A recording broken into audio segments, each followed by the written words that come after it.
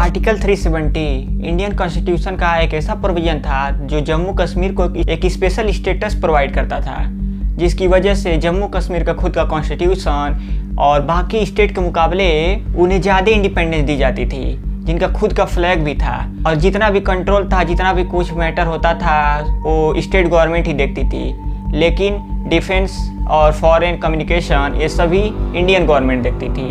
तो आखिर ऐसा क्या हुआ जिसकी वजह से आर्टिकल 370 को इंडियन कॉन्स्टिट्यूशन से हटाना पड़ा?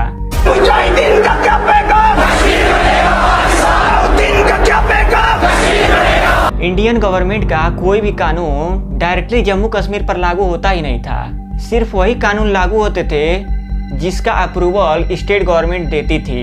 आर्टिकल 35A के तहत जम्मू कश्मीर गवर्नमेंट ही डिसाइड करती थी कौन सा रेसिडेंट परमानेंट रहेगा और कौन सा नहीं रहेगा, और उन्हें स्पेशल प्रिविलेज दिया जाए या नहीं, ये सिर्फ जम्मू कश्मीर गवर्नमेंट के हाथों में थी। लेकिन इंडियन प्रेसिडेंट के पास इसे मॉडिफाई करने का और इसे हटाने का पूरा परमिशन था। तो आप सोच रहे होंगे कि इसे पहले ही क्यों नहीं हटा दिया गया।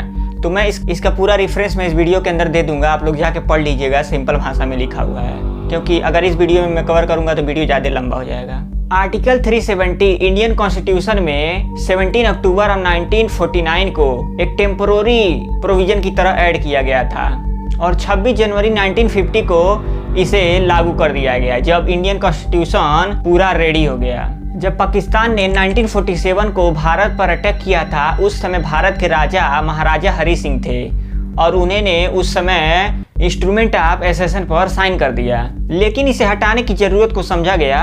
इंडियन गवर्नमेंट ने आर्टिकल 370 हटाने की जरूरत को समझा और सोचा कि अगर आर्टिकल 370 हटता, इक्वल डेवलपमेंट और जम्मू कश्मीर के सिक्योरिटी एंड स्टेबिलिटी को मजबूत किया जा सकता है।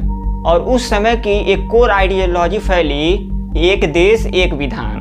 लेकिन क्या आर्टिकल 370 हटाने की जो प्लानिंग थी 2014 के बाद शुरू हुई? 1950 से ही आर्टिकल 370 को हटाने का विचार था, लेकिन कई नेताओं ने कहा कि इसे समय आने के बाद हटा दिया जाएगा।